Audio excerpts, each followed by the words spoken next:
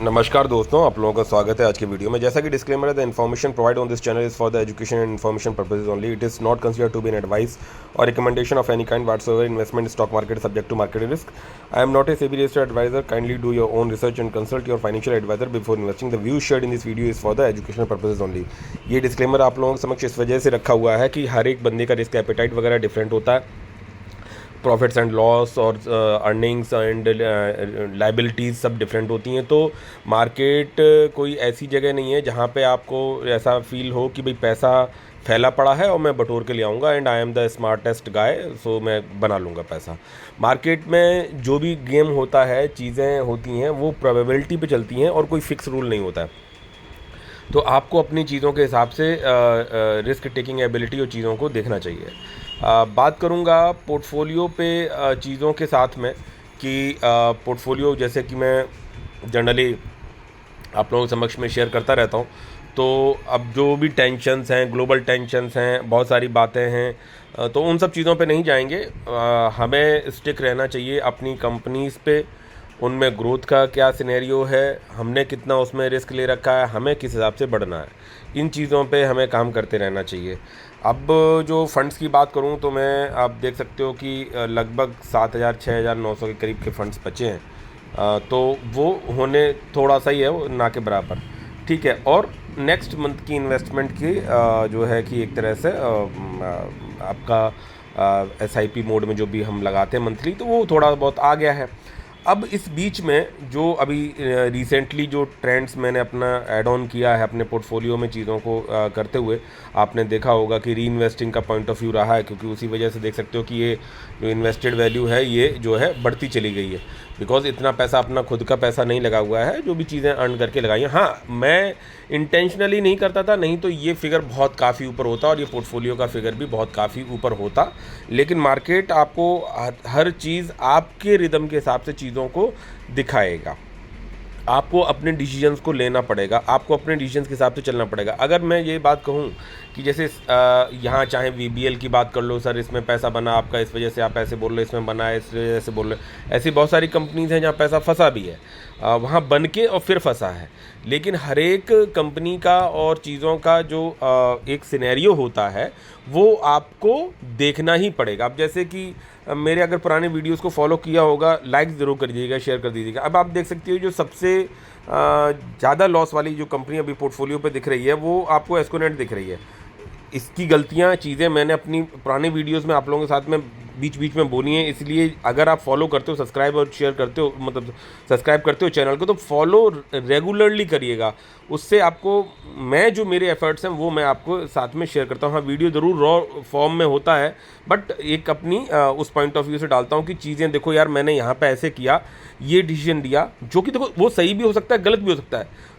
तो वहाँ पे और लेकिन वो अगर वो कैलकुलेटेड होगा तो मार्केट में ज़िंदा बने रहोगे और मार्केट फिर पैसा अपने आप बना के देता है, ठीक है। मैंने आपको दिखाया, जैसे बहुत सी बार आपने देखा होगा कि यहाँ पैसा मैंने जब बाय किया था और उसके तुरंत ही 15 से 20 दिन के अंदर ये पैसा मेरा डबल हो गया था।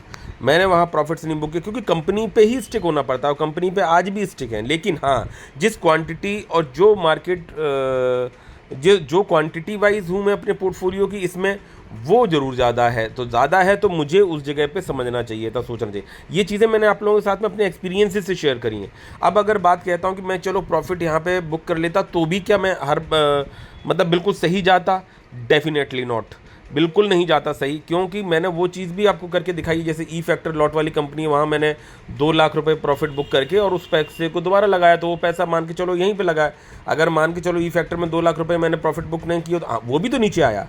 और not only the E factor यार, अदर कंपनीज, गुड कंपनी, क्या इनमें से कोई भी कंपनी नहीं चलने वाली? ऐसा नहीं होता है। आपको अपने रिस्क और रिटर्न्स के रेशियो के हिसाब से डिसीजन देना चाहिए। उस रेशियो को मैंने यहाँ मेंटेन नहीं किया। मतलब ठीक है, ई फैक्टर मैंने पैसा बना लिया, 2 लाख रुपए बनाया, तो वो एक अच्छी बात हो गई, ठीक है साहब, वो अच्छी बात है, उसको ग्रांटेड ले लो। लेकिन वही पैसा 2 लाख बना के मैंने यहाँ लगा दिया और यहाँ 1.5 लाख रुपए, 1,60,000 रुपये नीचे है, तो बात तो वहीं हो गई, मैं वहीं पर खड़ा हूँ।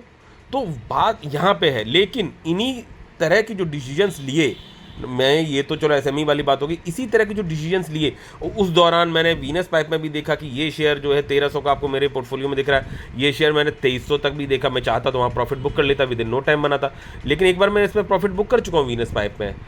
बहुत कम शेयर्स के साथ में मैंने इसमें प्रॉफिट बुक किया था। अगर मैं यहाँ पे दिख जाए शायद, तो मैं देखता हूँ अगर मिल गया तो जस्ट ऐसे ही इसको ये तो ऐसे ऐसे ही लगा देते हैं, शायद वो खुल जाएगा। तो मेन पर्पज़ वो है, ठीक है। तो वीनस पाइप की बात थी ना, तो अभी देखो वीडियो थोड़ा लंबा होगा, लेकिन शायद एजुकेटिव बनाने की मेरी कोशिश है, तो उन चीज़ों पे थोड़ा आप लोगों के साथ में बात। ये जैसे ये देखिए वीनस पाइप में, अच्छा ठीक है, अभी आपको जैसे ये वो दोनों चीज़ें एडजस्ट करके दिखा देता है। तो यहाँ पे 185 क्वांटिटी जैसे दिखा रहा है, और ये 27,000 का लॉस दिखा रहा है कि मेरी इन्वेस्टेड वैल्यू से 27,000 रुपये का लॉस है आपके पोर्टफोलियो में वीनस पाइप के प्राइस के हिसाब से। और मैं एक बार इसमें प्रॉफिट बुक कर चुका हूँ, उस प्रॉफिट को भी डाइल्यूट करके जो अभी के लॉसेज हैं उसमें से उन प्रॉफिट्स को माइनस करके जो टोटल अभी लॉस बना है वो ये दिखा रहा है। तो आप इस तरह से समझें कि ये देख सकते हो 27,169 का यहाँ पे लॉस दिखा रहा है, और प्रैक्टिकली वहाँ पे इतना नहीं होगा।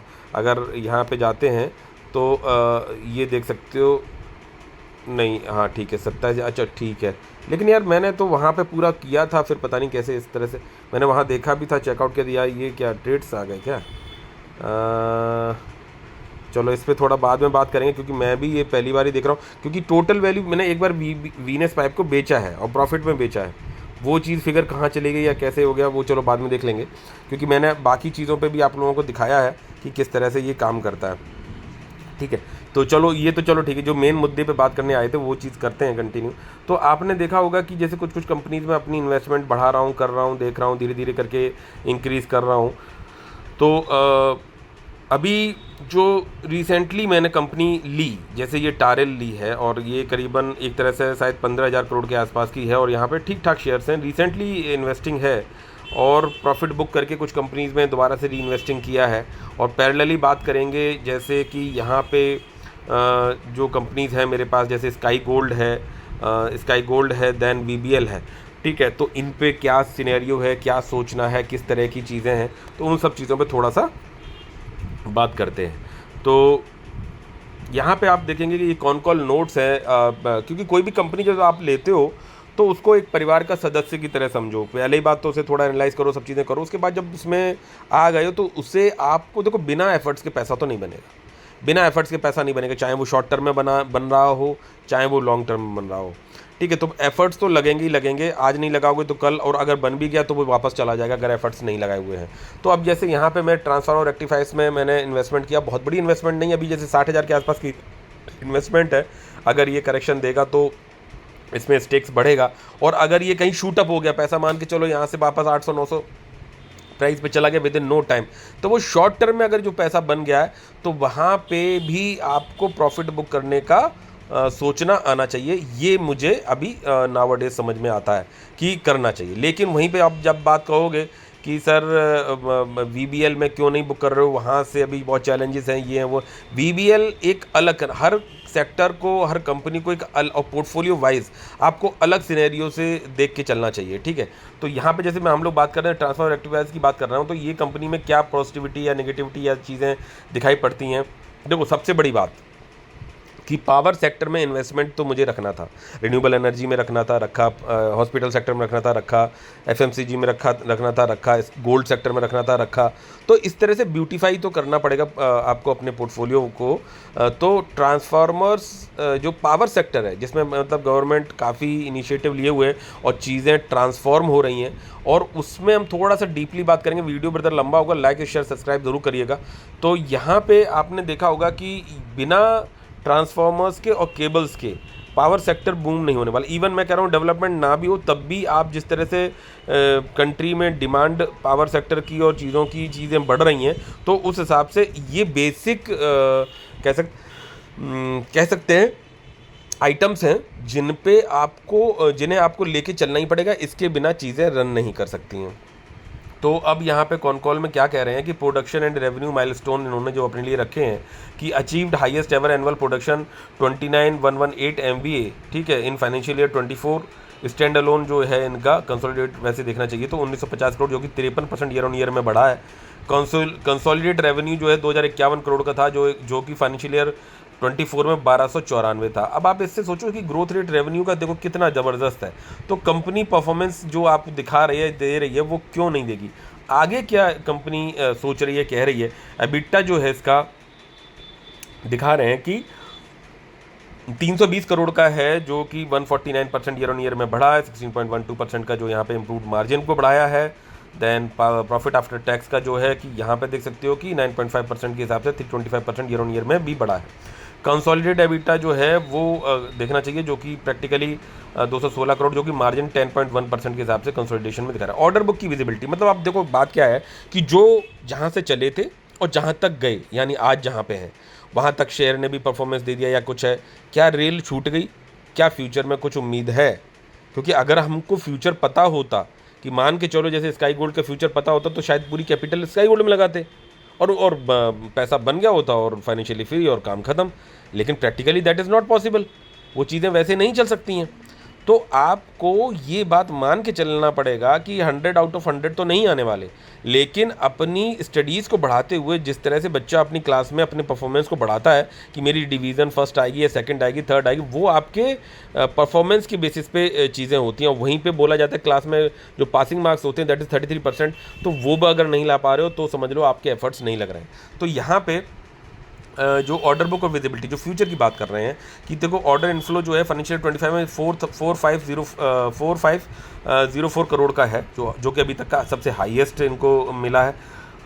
और जिसमें कि मार्च 25 अनएग्जीक्यूटेड ऑर्डर बुक ऑफ मतलब मार्च 25 जो अभी की बात कर रहे हैं कि इस फाइनेंशियल ईयर के एंड तक में जो है अनएग्जीक्यूटेड ऑर्डर बुक जो है अभी वो 5132 करोड़ की है, जो कि 15 से 18 महीने में रेवेन्यू विजिबिलिटी है। मतलब ये जो है कि 15 से 18 महीने में इतने का काम करेंगे, तो डेफिनेटली जब रेवेन्यू ज़्यादा बड़ा का काम करेंगे, जो कि पिछली साल के कंपैरिजन में, जो ईयर अभी क्लोज हुआ उसके कंपैरिजन में, तो definitely things will be improved. और parallelly they are also backward integration कर रहे हैं, यानी कि जहाँ पे जो cost cutting in the sense कि मतलब वो मटेरियल हमारे को सस्ता कैसे पड़े, जो चीज़ें उन्हें ज़रूरत पड़ती तो उसमें मार्जिन्स कैसे और निकालें, तो उससे इसका प्रॉफिट निकलेगा। प्रॉफिट निकालेगी कंपनी तो definitely things will B rise.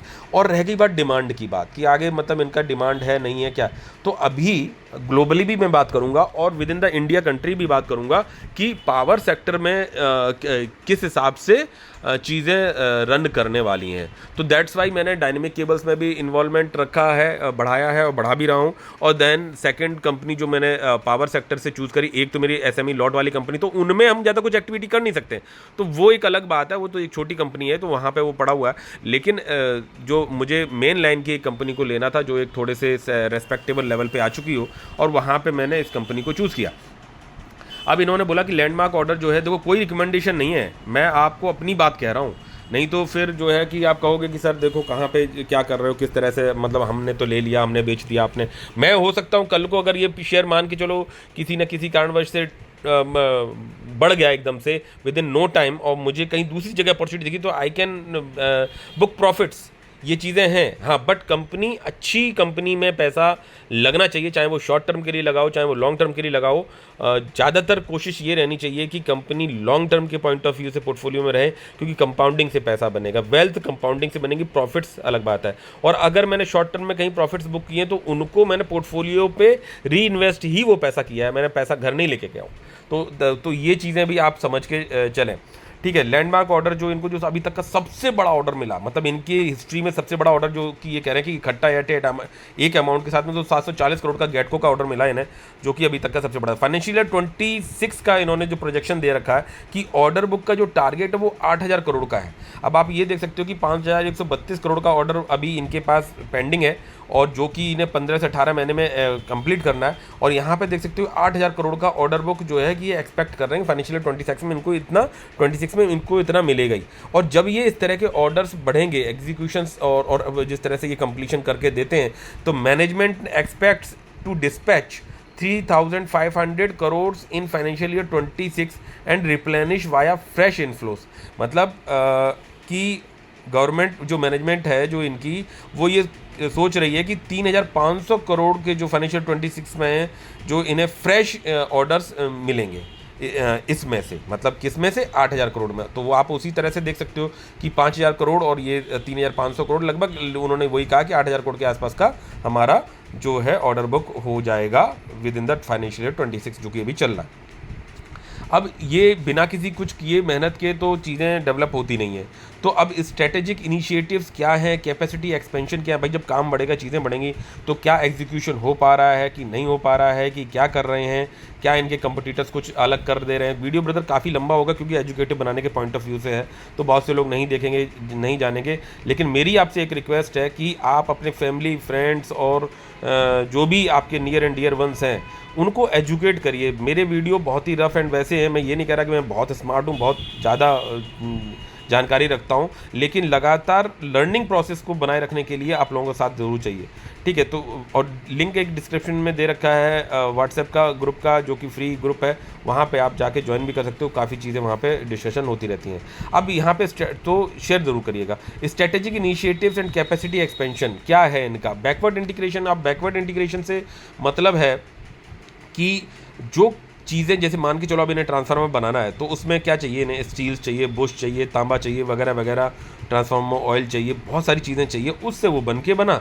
और इनको मान के चलो कोई चीज़, इसको 100 रुपये कॉस्ट पड़ा है किसी कह सकते हैं ट्रांसफार्मर का, और इन्होंने 110 में, 120 में, 140 में, मतलब इन्होंने ये बेचते हैं, 40 रुपये इन्हें मार्जिन निकल के आया। अब ये जो 100 रुपये कॉस्ट पड़ा, इसको ये कोशिश करते रहते हैं दो that is called the backward integration, कि भाई इसको हम 100 रुपये जो प्राइस पड़ रहा है मुझे मैन्युफैक्चरिंग का, वो किसी तरह से 95 पे ले आएँ, 90 पे ले आएँ, तो मार्जिन बढ़ जाएगा।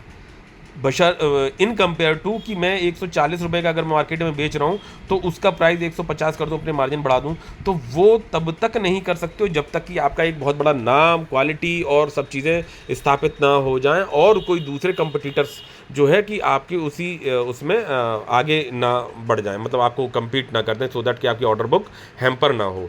तो अब यहाँ पे इन्होंने बैकवर्ड इंटीग्रेशन उन चीज़ों को कहते हैं जहाँ पे ये जो प्रोडक्ट्स इन्हें चाहिए वो प्रोडक्ट्स को और सस्ते में कैसे लिया जा सकता है उस पे, कि आप तो खुद ही बनाना रॉ मटेरियल चालू कर दें, या इस तरह का कुछ जो कंपनी से ये उठा रहे हैं, मान के चलो स्टील उठा रहे हैं या कुछ और उठा रहे हैं, तो वो कहाँ से उठा रही है मालूम पड़ा, उस चीज़ को कंपनी को एक्वायर कर लिया या वहाँ से ही बनाने लगे या समथिंग लाइक दैट कैपेक्स करके। तो ये तो acquired controlling stake in CRGO processing unit, CRGO processing unit में इन्होंने कंट्रोलिंग स्टेक ले लिया। ये बैकवर्ड इंटीग्रेशन का इनका काम है। ये समझना वर्ड्स बहुत ज़रूरी है कि बैकवर्ड इंटीग्रेशन का मतलब क्या है, ठीक है। Ensures 100% backward integration for CRGO steel, जो ट्रांसफार्मर बनाने के लिए जो इन्हें स्टील चाहिए उसको 100% जो है ये लेने के उसमें है। 30 to 35% of the transformer cost, जो कि मतलब एक ट्रांसफार्मर बनाने में ये CRGO स्टील है, इसकी 32 से 35% कॉस्ट लग जाती है। मतलब 100 रुपये का अगर एक्सपेंसेस इनको पड़ रहे हैं तो 32 से 35 रुपया ये जो है कि CRGO का मटेरियल स्टील लेने का इनका खर्चा आता है। तो अगर उसी कंपनी भी बीच में मार्जिन निकालती होगी, तो अगर हम उसको ही पूरा 100% स्टेक ले लेते हैं, जो कि हमारे को काम करना ही करना आगे। अब इससे एक चीज़ें क्लियर होती हैं काफ़ी हद तक कि ये किस तरह से आगे बढ़ रहे हैं। अब वहीं पे वो पॉइंट्स भी ध्यान रखने हैं कि जेनसोल ने क्या गेम खेला था, कहाँ क्या कुछ है। अब कहोगे सर इन्होंने भी तो थोड़ी सी प्लेजिंग की है, लेकिन 16% है। आगे के डेवलपमेंट किस तरह से बढ़ते हैं, घटते हैं, क्या कुछ हो रहा है, तो कैसा कैश फ्लो है, क्या कुछ है, हमें नज़र हमेशा बना के रखनी चाहिए, तभी जाके बात बनती है, ठीक है। तो यहाँ देख सकते हो कि 30 to 35% जो है वो उनका कॉस्ट आता है। CRGO will be almost 100% ours. इन्होंने बोला कि हम बैकवर्ड इंटीग्रेशन के तहत CRGO को कम्प्लीटली हम ले लेंगे 100%, और 80% will come from our own company. मतलब कि CRGO कंपनी जो है जिससे ये लेते हैं, और ये कह रहे हैं कि हम इसे टोटल पूरा 100% ले लेंगे, और अब जितनी भी हमारी डिमांड होगी किसकी, इस स्टील को, ट्रांसफार्मर बनाने वाली स्टील को, 80% इसी कंपनी से हमारी पूरी हो जाया करेगी। यानी कि इस कंपनी के भी मार्जिन जुड़ गए, और 20% इन्हें इस कंपनी को पूरा लेने के बाद भी इन्हें 20% जो है बाहर से लेना ही पड़ेगा। फिर क्या कर रहे हैं कि और जो चीज़ें ज़रूरत है, जैसे tie up for bushing and insulation products. अब ट्रांसफार्मर बनाने के लिए कॉइल्स, बुश और ये सब चीज़ों की ज़रूरत पड़ती है, तो focused on critical long lead items for transformers to reduce supply chain risk and improve operational efficiency. मतलब अब ये कह रहे हैं कि जो कहीं से भी मंगाते हैं कुछ है, तो कभी सप्लाई चेन रिस्क ना आ जाए, तो इस तरह का चीज़ें करें कि काफ़ी हद तक ये चीज़ें खरीद के पहले ही रख लें एज़ पर द डिमांड, और वो कि सो दैट कि सप्लाई चेन रिस्क ना हो, यानी मान के चलो 100 ट्रांसफार्मर हमें प्रॉमिस है कि भाई अगले 6 महीने में देने हैं, तो उसके मटेरियल के लिए हमें रुकना ना पड़े, चीज़ें ना करना पड़े, हम we should have reserve of that much of the things which is required in the manufacturing. Capacity expansion भी करनी भाई, डेफिनेटली जब काम बढ़ेगा तो कैपेसिटी फैक्ट्री की बढ़ानी पड़ेगी। तो 15,000 MVA एक्सपेंशन कर रहे हैं, अप्रैल 24 फेज़ 1 ऑपरेशनल बाई मई 25। अब मई 25 यानी अभी आ गई ना, अभी क्या चल रहा है, अप्रैल चल रहा है, अप्रैल खत्म है, मई, यानी मई 2025 से फुल रैंप अप जो है चालू हो जाएगी Q2 फाइनेंशियल ईयर 26 में। ठीक है, मतलब Q2 फाइनेंशियल 26 में, मतलब कि पूरी तरह से चालू हो जाएगी और ऑपरेशनल स्टार्ट कर देंगे मई 25 से। तो इन सब चीज़ों पे भी आपको समझ के आना चाहिए कि भाई किस तरह से चीज़ें ये बढ़ा रहे हैं। 22,000 MVA, अच्छा जितने भाई बड़े वाले ट्रांसफार्मर होते हैं, हैवी ट्रांसफार्मर होते हैं, उनमें बहुत ज़्यादा प्लेयर्स नहीं है, और कंट्री के डेवलपमेंट के लिए और इवन ग्लोबली भी चीज़ें अभी आने वाले समय में डिमांडेड होंगी, आपको उसके लिए भी बात करूंगा मैं यहाँ पे, तो वो उसके लिए भी कंपनी के पास काफ़ी स्कोप अवेलेबल है। तो 22,000 MVA EHV transformer expansion at Moraiya, ठीक है, तो यहाँ पे जो है कि 22,000 MVA के ट्रांसफार्मर का एक्सपेंशन कर रहे हैं, वो मतलब फैक्ट्री बढ़ा रहे हैं। टू बी कंप्लीटेड बाई फरवरी 26 तक ये मतलब कंप्लीट हो जाएगा क्या, 22,000 MVA EHV transformer expansion at मोरैयास। तो ये सब समझ रहे, total manufacturing capacity to reach 75,000 MVA, ठीक है, कि मतलब अपनी कैपेसिटी को बढ़ा के ये यहाँ तक भाई ऑर्डर मिल रहे हैं, तो आपको कंप्लीट भी तो करना पड़ेगा पोस्ट एक्सपेंशन, जो कि आगे बढ़ाना। कैपेक्स आउटले 550 करोड़ रुपए ओवर द नेक्स्ट 15 मंथ्स, अगले 15 महीने में ये 550 करोड़ का कैपेक्स आउटले है, जो कि फाइनेंस अब जब आप कहोगे ना 16% इन्होंने जो कह सकते हैं कि वो लिया है, क्या मतलब कह सकते हैं प्लेज किया है, 16% शायद उन्होंने अपने स्टेक को प्लेज किया, तो यही सब चीज़ें होती हैं। अब उसके लिए भी देखो प्रोमिस किया, इसलिए डीपली पढ़ना ज़रूरी होता है। 550 crore over the next 15 months की में उठाएंगे financial 26 capex, 400 crore 60% for backward integration, मतलब जो बैकवर्ड इंटीग्रेशन करेंगे उसके लिए 60% इसमें से पैसा जाएगा, और 40% फॉर द ऑर्गेनिक ग्रोथ, की जो आगे बढ़ रही है उसकी कंपनी के कैपेसिटी को बढ़ाने के लिए। Funding fully covered by QIP proceeds, मतलब अब अगर मैं यहाँ पे आगे बात करूँ कि जो फंडिंग है वो कहाँ से कैसे है, तो fully covered by QIP proceeds ₹500 crore raised in financial year 26। QIP based इन्होंने जो है फंडिंग रेज करी, जो कि 500 करोड़ की है फाइनेंशियल 25 में, एंड इंटरनल एक्यूरल्स, और इंटरनल एक्यूरल्स को जो किया है वो नो फर्दर इक्विटी डाइल्यूशन और लार्ज डेप्ट एंटिसिपेशन, मतलब इन्होंने बोला है कि अब आगे जो हम एक्सपेंशन करेंगे कुछ भी, तो वो आगे हम इक्विटी डाइल्यूट नहीं करेंगे, इक्विटी डाइल्यूशन के थ्रू नहीं करेंगे, या लार्ज बड़ा जो है कि हम डेप्ट नहीं उठाएंगे, और इस तरह से आगे बढ़ेंगे। तो अब इससे आपको एक चीज़ समझ में आ गई कि भैया कि कंपनी के अब उन पैरामीटर्स पे ध्यान रखना है कि भाई कंपनी ज़्यादा प्लेज ना कर रही हो, कंपनी ज़्यादा लोन बहुत ही ज़्यादा ना उठा रही हो, तो ये प्रोमिस को भी ध्यान में रखना है, और इसीलिए कंपनी को मॉनिटरिंग करते रहना चाहिए। ऑटोमेशन एंड डिजिटल इनिशिएटिव्स भी लेके आए हैं, फुली ऑटोमेटेड रेडिएटर फैसिलिटी बनाई है इन्होंने, अप्रूवल प्रोसेस अंडरवे कि अभी उसको अप्रूवल मिलने बाकी है। डायनेमिक शॉर्ट सर्किट टेस्टिंग, भाई इन सबको पूरा चेकआउट भी तो करना है। Successfully complete for 5 MVA 400 kV and 8.8 MVA inverted duty transformers. Margin and return guidance, तो margin Q4 consolidate EBITDA margin 19% helped by high margin orders in EHV segment not sustainable every quarter, मतलब इन्होंने देखो पहले ही बोल दिया कि 19% इन्होंने निकाल ज़रूर लिए कि लेकिन ये सस्टेनेबल नहीं है, हर क्वार्टर में निकाल पाएंगे, तो और लेकिन फिर क्या रखोगे, तो बोला गाइडेड सस्टेनेबल मार्जिन मतलब 16 से 17% के आसपास तक रहेगा, जो कि अब इस बार इन्होंने 17% का टारगेट लेके चल रहे हैं, लगभग 16.5% के आसपास इनका मार्जिन अभी निकल रहा है, और 70% बैकवर्ड इंटीग्रेशन वगैरह करेंगे तो बढ़ी जाएगा। तो EBITDA management margin that what are showing on a yearly basis will be the guided margin sir. Profit after tax margin guidance 10% sustainable, ठीक है। ROC improved to 22.76 from 6.7%, ROE 23.13 from 0.95%, डेब्ट to equity down to 0.2 from 0.84 year on year, on track to become net डेब्ट free in 1 to 2 years. अब देखो इन सब चीज़ों पे ध्यान दो कि कंपनी का विजन मैनेजमेंट क्या कह रहा है, क्या कुछ है, पढ़ने के बाद, समझने के बाद फिर आपका कॉन्फिडेंस बढ़ेगा कि हाँ मुझे इन शेयर्स में कितना बढ़ाना है, कितना अपना रिस्क एपेटाइट है, कितना कुछ है। और फिर भी कोई गारंटी नहीं होती है, डिपेंडेंसी किसी एक कंपनी पे नहीं बना के रखते हैं, और बॉटम्स नहीं पकड़ सकते, ये भी बात मान लो। अच्छी कंपनी है, आपने स्टेक लगा लिया, 50% के करीब खरीद लिया, 50% रखो कि भैया हो सकता है नीचे गिरता जाए गिरता जाए गिरता जाए, उसके रीजंस को देखते रहो। और क्योंकि हो सकता है आपने हाई वैल्यूशंस पे ले लिया हो या एक आध दो क्वार्टर ऊपर नीचे हो रिजल्ट्स के, तो फिर आप नीचे एवरेजिंग करना भी आना चाहिए, आप इस बात को ध्यान रखिए, और लंबे समय के लिए होल्ड भी करना पड़ेगा। तो working capital debtor days improve from the 114 to from 156 financial 24 में, और working capital cycle management targets 120 days are sustainable. ठीक है, तो ये इनका वर्किंग कैपिटल इनके पास अवेलेबल रहता है इतना के लिए। Order book and customer segment mix, order book breakdown, customer mix 45%, utility 55%, EPC and others, product mix 70% इन 220 केवी, और ईएचवी में 30% मिले।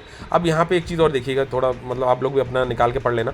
एक्सपोर्ट्स 15 से 70% ऑफ रेवेन्यू या ऑर्डर बुक, एक्सपोर्ट साइड से क्या कहानी है, तो management does not intend to increase export share above this, मतलब 15-17% एक्सपोर्ट हो रहा है, बोला ठीक है बोले, लेकिन हमारा ज़्यादा फोकस नहीं है कि 15-17% हम से और ज़्यादा पे मतलब एकदम से फोकस करें। क्यों? Reason the due to strong domestic demand and better payment terms in India, मतलब अब अगर एक्सपोर्ट कर रहे हैं तो वहाँ से कब पैसा आएगा, क्या कुछ है, कितनी डिमांड है, क्या कुछ है, ये सब चीज़ें भी रहती हैं। और बोले कि जब हमें इंडिया में ही बहुत तगड़ी डिमांड, जब पावर सेक्टर में इतना पैसा है, इंफ्रास्ट्रक्चर डेवलप हो रहा, चीज़ें डेवलप हो रही, यहीं पर हम पूरी कंप्लीट नहीं कर पा रहे हैं, तो वहाँ पर हम बहुत ज़्यादा फोकस नहीं कर रहे हैं कि 15-17% जा रहा है, ठीक, इट्स ओके, क्योंकि पेमेंट भी थोड़ा सा डिले होती है, चीज़ें वैसी होती हैं, ये हुए, और विद इन इंडिया चीज़ें ज़्यादा बेटर रन कर रही हैं। पाइपलाइन में क्या चल रहा है, मतलब अभी क्या कुछ है, इंक्वायरी पाइपलाइन जो है करीबन 17,000 करोड़ से 22,000 करोड़ के आसपास तक की इंक्वायरी पाइपलाइन इनकी है। अब इसमें से कितने डील्स को ये क्रैक कर पाते हैं कि मतलब कितनी डील्स अपने फेवर में लेके आ पाते हैं, वो इनके ऊपर डिपेंड करता है, सेल्स टीम के ऊपर, मैनेजमेंट टीम के ऊपर। ऑर्डर कन्वर्जन कितना हो पाएगा इसमें से, तो बोला कि स्ट्रॉन्ग है order conversion with 4,500 crore booked from the pipeline, कि बोला है कि ये जो पाइपलाइन में आपको इतनी जगह पे बात होती दिखाई पड़ रही है, इतने करोड़ के मालों का, ट्रांसफार्मर के माल का जो डिस्कशन चल रहा है या होपफुली बात हो रही है, तो वहाँ से बोला है कि काफ़ी स्ट्रॉन्ग ऑर्डर कन्वर्जन है, जहाँ पे बोला गया कि 4,500 करोड़ का ऑर्डर बुक तो इसी पाइपलाइन से मिलना की संभावना पूरी दिखाई पड़ रही है। तो ये सब चीज़ें, टेक्नोलॉजी एंड प्रोडक्ट डेवलपमेंट्स क्या है, बोला EHVAC HVDC एंट्री, जो कंपनी है capability up to 1200 kV transformers entering HVDC segment via grid repair contracts and trial order. अब देखो ग्रिड रिपेयर कॉन्ट्रैक्ट्स में भी आ रहे हैं, ट्रायल ऑर्डर्स में भी आ रहे हैं। No extreme technology tie up, if somebody has to do it he has to do it on his own, मतलब अब इन्होंने बोला एक्सटर्नल टेक्नोलॉजी टाई अप नहीं किया इन्होंने, जो खुद से करते हैं उतना ही है। Speciality transformer, significant demand for rectifiers, furnace transformer specially for green hydrogen and ammonia projects. Company is a major domestic supplier. Backward integration in CRGO. The CRGO facility is a process house not manufacturing steel but processing it for laminations. अब मतलब की है कि steel तो ये कहीं से ले ही रहे हैं, लेकिन उसको ट्रांसफार्मर के हिसाब से वो करने के लिए ये कंपनी को इन्होंने बैकवर्ड इंटीग्रेशन में ले लिया। Ensures equality, supply security and operational efficiency, margin benefit expected to be modest 0.25% on product basis but significant benefit in delivery and quality. ठीक है, तो ये सब चीज़ें अपनी क्वालिटी को भी इंप्रूव करते जाएंगे, चीज़ों को भी करते जाएंगे, तो इससे फ़र्क पड़ेगा। Bushing and insulation backward integration not major in raw material cost but critical for lead time and reliability. तो ये सब चीज़ें। इंडस्ट्री आउटलुक क्या है, कंपनी पोजिशनिंग, इंडस्ट्री टेलविंड्स है जो है robust grid expansion in India. ठीक है, अभी इंडिया में जिस तरह से ग्रिड एक्सपेंशन हो रहा है उस तरह से इसमें जो है कि बहुत तगड़ी डिमांड है, अवेलेबल है एज़ पर द CEA। ठीक है, इन नेक्स्ट 6 ईयर्स, बोला अगले 6 सालों में 381 ट्रांसफार्मर्स 220 kV के एंड 193 रिएक्टर्स आर रिक्वायर्ड। ठीक है, ये 6 सालों के अंदर की बात कर रहे हैं। Current domestic capacity is less than 50% of this need. Old transformer replacement cycle to pick up in coming years. फिर मतलब उसके बाद जो पुराने ट्रांसफार्मर हो जाते हैं उनको भी रिप्लेस किया जाता है, तो वो भी साइकिल तब तक आ जाएगी, but limited in near term due to recency of high voltage grid build out. ठीक है। तो अभी रिसेंटली थोड़ा सा जो पुराने वाले हैं वो अभी नहीं उतना मिल रहा है, लेकिन नए के लिए बहुत एक्सपेंशन अवेलेबल है। कंपटीटिव पोजीशन क्या है? Management highly optimistic on market shares gains via backward integration and quality oblique lead time advantages. मतलब आप दूसरों के कंपटीटर जो इनके हैं उनसे कैसे आप बेटर हो सकते, तो बोला कि हम अपनी मार्जिन को मेंटेन करेंगे और वहाँ से जो बैकवर्ड इंटीग्रेशन से हम पैसा बचाएंगे उसकी वजह से हम मार्जिन दे पाएंगे और मार्केट में compete कर पाएंगे। Definitely give us a lead over other players as far as the order book and the margins are concern. Management philosophy is not to chase margins via price hikes. मतलब management ये कह रहा है कि हम price hike नहीं, भाई price hike करोगे तो मार्केट से आउट हो जाओगे, तो इसलिए बोला कि हम प्राइस हाइक पे हमारा नहीं है, अगर हमें अपनी जो है वो बढ़ाने हैं तो मार्जिन को हम बढ़ाएंगे और इस तरह से बैकवर्ड इंटीग्रेशन से बढ़ाएंगे, but through operational efficiency and integration, और अच्छी क्वालिटी को हम मटेरियल को देंगे तब जाके चीज़ें बनेंगी। एक्सपोर्ट्स का क्या सीन है? बोला no major focus on US exports, US market products are exempt from the reciprocal tariff. बोला कि इनके ऊपर कोई ज़्यादा नहीं इम्पैक्ट बैठेगा, बिकॉज जो है ये जो प्रोडक्ट्स हैं इनका ट्रांसफर वगैरह बोला रेसिप्रोकल टैरिफ से शायद एग्जेम्प्टेड है। Exports to almost all developed countries, सभी डेवलप्ड कंट्रीज़ को ये एक्सपोर्ट्स करते हैं, but domestic market is the primary growth engine. ठीक है, तो मेन फोकस इनका जो है डोमेस्टिक मार्केट में। No major headwinds, no evidence of slowdown in government or private capex management. No, there is no slowdown in terms of government spending in the power sector at all, power and energy sector at all. ठीक है, तो इस sector में government का पूरा focus है और चीज़ें रहेंगी। Utilisation, realisation, other data points. Financial 25 capacity utilisation 60 to 65% expected to reach 80% in financial 26। ठीक है, जो भी इनकी कैपेसिटी है उसको अभी तक ये 60-65% यूटिलाइज कर पा रहे थे, अब फाइनेंशियल 26 में 80% तक कर पाएंगे। Realisation per MVA not a meaningful metric due to product mix.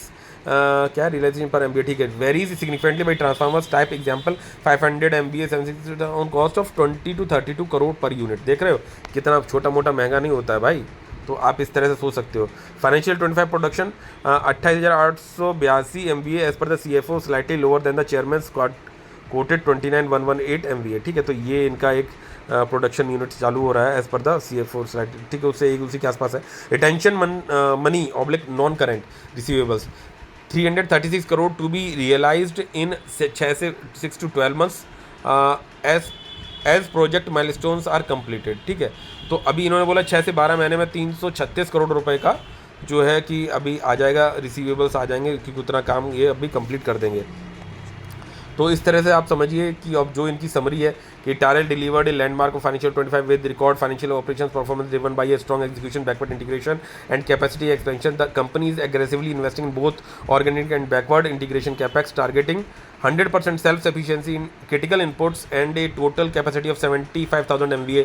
Management is confident of sustaining high margins, 16 to 17% EBITDA, 10% profit after tax and अच्छा ठीक है, तो अब 17% तक का इनका उम्मीद है। And robust order book inflows with clear visibility for the next 15 to 18 months. The industry tailwinds from grid expansion and a private EPC demand remain strong, and the company is strategically focused on operational excellence and product leadership rather than price-led margin expansion. No material headwinds were flagged, management outlook is highly optimistic. ठीक है, तो आप इससे एक idea लगा सकते हो कि चीज़ें किस तरह से किस करवट बैठ रही हैं।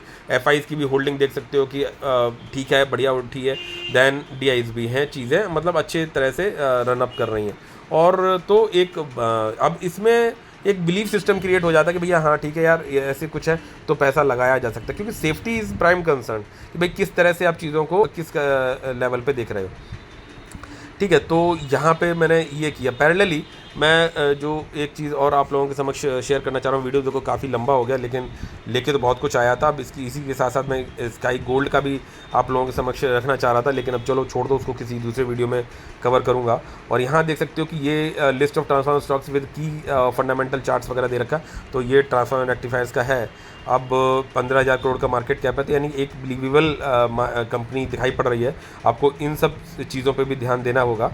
और बाकी भी हैं, तो बाकियों को मैंने ज़्यादा नहीं पढ़ा है, लेकिन इन जनरल इसको मुझे ये लगी ठीक, तो ये इस लेवल पे। और देख सकते हो कि PE वाइज ये 75 की PE पे दिख रही है, तो हो सकता है और करेक्शन हो या क्या कुछ हो। और PE देखो यही प्राइस PE को जस्टिफाई कर देगा और यही प्राइस PE को जस्टिफाई नहीं भी करेगा। डिपेंड करेगा कितने प्रॉफिट्स आए, कितने प्रॉफिट्स डाउन है, क्या कुछ है, तो उन बेसिस पे ये चलता है। तो आप एग्जैक्टली बॉटम नहीं पकड़ सकते हो, कंपनी अच्छी पकड़ सकते हो, उस हिसाब से चल सकता है। तो ये चीज़ें एक मैंने आपके लोगों के समक्ष रखी हैं। दूसरा यहाँ पे भी मैंने पूरा आर्टिकल पढ़ा था कि क्यों डिमांड है, क्या कुछ है। तो आपको डीपली समझना पड़ता है डिफरेंट आर्टिकल्स को लेके कि TARIL leads the charge, can other transform company deliver similar growth. तो इसको पढ़ेंगे काफ़ी लंबा हो जाएगा, तो आप जाके चीज़ों को देख सकते हो कि किस तरह की डिमांड आ रही है, क्या कुछ है, तो आप अकॉर्डिंगली इन्वेस्ट कर सकते हो। और आज का किया हुआ इन्वेस्टमेंट आने वाले समय में आपको धीरे धीरे करके ग्रोथ देता है। ठीक है, तो इन बातों पे भी ध्यान दीजिएगा। पैरेलली जैसे अभी मैं गोल्ड सेक्टर की बात करूं तो वहाँ पे भी मेरा फोकस है। गोल्ड सेक्टर में जो है कि आप देख सकते हो पी वाइज देखा जाए तो ये कुछ कंपनीज़ हैं। इसमें स्काई गोल्ड में मैं अब इन्वेस्टमेंट को देखना चाह रहा हूँ कि मैं लगभग 1 लाख के आसपास तक इसमें पहुँचा लूँ। और कंपनी मतलब ठीक लगती है मेरे को और लेवल्स भी ठीक ही हैं। 300 के आसपास तक मैं एक सही लेवल की इन्वेस्टमेंट का सोच रहा हूँ। ठीक है, अगर ये मुझे मौका देती रहती है धीरे धीरे करके, नहीं तो ले तो रही हैं उसके आसपास और थोड़ा थोड़ा करके। कोई रिकमेंडेशन नहीं है। इंडस्ट्री का पी जो है देख सकते हो कि यहाँ पे स्काई गोल्ड का, अच्छा इंडस्ट्री भी 33.51 है और स्काई गोल्ड का 43 पे है। लेकिन तो जब कंपनी के आउटलुक बढ़िया होते हैं ना तो फिर वो सस्ते पी पे मिलती भी नहीं है। अभी मार्केट गिरा है, सब कुछ गिरा है, लेकिन आपका पी जो है नहीं उससे नीचे आ रहा। और अभी भी ऐसे समय में भी कंपनीज अवेलेबल हैं जो कि इससे भी बड़े बड़े पी पे मिल रही हैं। देख सकते हो कि आप टाइटन का, तो इनके आउटलुक बेस्ड पे ये सब पी ट्रेड कर रहा होता है। यहाँ पे देख सकते हो और एक कंपनी थोड़ा सा जो ध्यान में रहती है इनमें से एक सेनको है, दिखाई पड़ जाए तो ठीक है, तो वो एक है। तो ये सब चीज़ें हैं। और यहीं पे अगर मैं इसी गोल्ड सेक्टर में ये इन्होंने दे रखा, मैं अगर इसको सर्च कर दूँ थोड़ा सा